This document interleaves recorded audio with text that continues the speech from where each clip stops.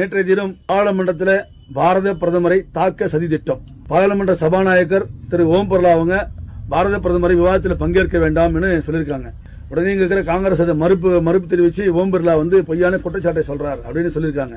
தமிழ்நாட்டை சேர்ந்த 2 எம்பிக்களை வைத்து ஜோதிமணி சுதா இவங்களை வைத்து பாரத பிரதமரை தாக்கணும். பாராளுமன்றத்தில் குடியரசுத் தலைவருடைய உரை மீது நன்றி தெரிவிக்கணும். அதுல அமளியில் ஈடுபட்டு காங்கிரஸ் பெண்களை வைத்து பிரதமரை தாக்கினா இதுல உலக அரசியல் உள்ளூர் அரசியல் அடங்கியிருக்குங்க. மக்கள் நம்ம புரிஞ்சு கொள்ள வேண்டும். உலக அரசியல் என்ன? உலக தலைவர்கள் மத்தியில் ஒரு செல்வாக்கு மிக்க தலைவர், உலகத்தையே வழிநடத்தக்கூடிய இந்த பாரதம் வரப்போகுது. உலக தலைவருக்கு மத்தியில் ஒரு செல்வாக்கு மிக்க தலைவரை அவருடைய நாட்டில் பாராளுமன்றத்தில் தாக்கிட்டாங்க, பெண் எம்பி தாக்குனாங்க. அப்ப உலகம் முழுக்க இருக்கின்ற தலைவர்கள் மத்தியில் அவர் பாரத பிரதமருடைய மதிப்பு மரியாதை குறைக்கணும். இந்த தாக்குதல் மூலமா பாரத பிரதமருக்கு இந்தியாவில் பெரிய எதிர்ப்பு இருக்கு. பெண்கள் தாக்கிட்டாங்க பாராளுமன்றத்தில், அப்படி செய்தியை உலகம் முழுக்க கொண்டு போகணும். இது உலக அரசியல். பாரத பிரதமர் இருக்கின்ற மதிப்பு மரியாதையை குறைக்கணும். உள்ளூர் அரசியல் என்ன?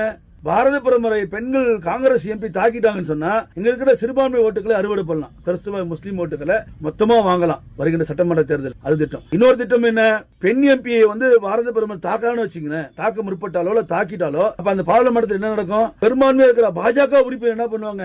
ஒன்னு தாக்குதல் தடுப்பாங்க, இல்ல தாக்கணும் திருப்பி தாக்குவாங்க. அப்ப அந்த பெண் எம்பியை திரும்ப தாக்கிட்டான்னு வச்சுக்க, பெண் எம்பி பாராளுமன்றத்தில் தாக்கப்பட்டார். பாஜக பாசிச அரசாங்கம் பெண் எம்பியை தாக்கிட்டாங்க, தமிழ்நாட்டு பெண் எம்பி தாக்கிட்டாங்க.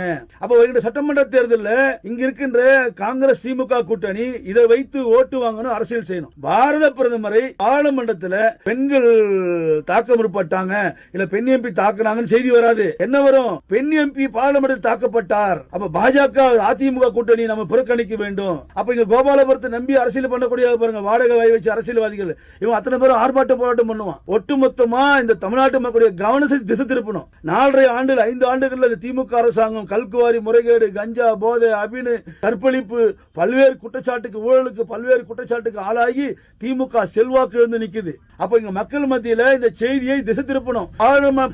பாராளுமன்றத்தில் பெண் எம்பி தாக்கி விட்டார்கள், இவங்களுக்கு அவங்க ஓட்டு புறக்கணிப்போம் பாஜக அதிமுக கூட்டணியை. எவ்வளவு பெரிய ஒரு கீழ்த்தரமான அரசியலுக்கு திட்டம் போட்டாங்க பாருங்க. இந்த கீழ்த்தரமான அரசியலுக்கு திட்டம் போட்ட இந்த காங்கிரஸ் திமுக கூட்டணி எதிர்கட்சி சதியை அந்த பாராளுமன்ற சபாநாயகர் ஓம் பிர்லா அவங்க தடுத்து நிறுத்திருக்காங்க. நாட்டு மக்கள் அத்தனை பேரும் நம்முடைய பாராளுமன்ற சபாநாயகர் ஓம் பிர்லா அவங்களுக்கு நன்றி கடமைப்பட்டிருக்கோம், நன்றி சொல்லணும். ஏன்னா இன்னைக்கு நாட்டோட அந்த தாக்குதலுக்கு பிறகு பேசும் பொருளா இருக்கும். உலகம் முழுவதும், நாடு முழுவதும் அரசியல், உள்ளூர் அரசியல் வரைக்கும் இன்னைக்கு அப்படியே மடை மாத்திருப்பான். ஏன்னா இவங்க கிட்ட மீடியா பலம் இருக்கு. தமிழ்நாட்டில் எதை சொன்னாலும் இந்த மீடியா வச்சு மக்கள் நம்பக்கூடிய நம்பிக்கையா இருக்காங்க. பாஜக மீது ஒரு வெறுப்பை உண்டாக்கணும்.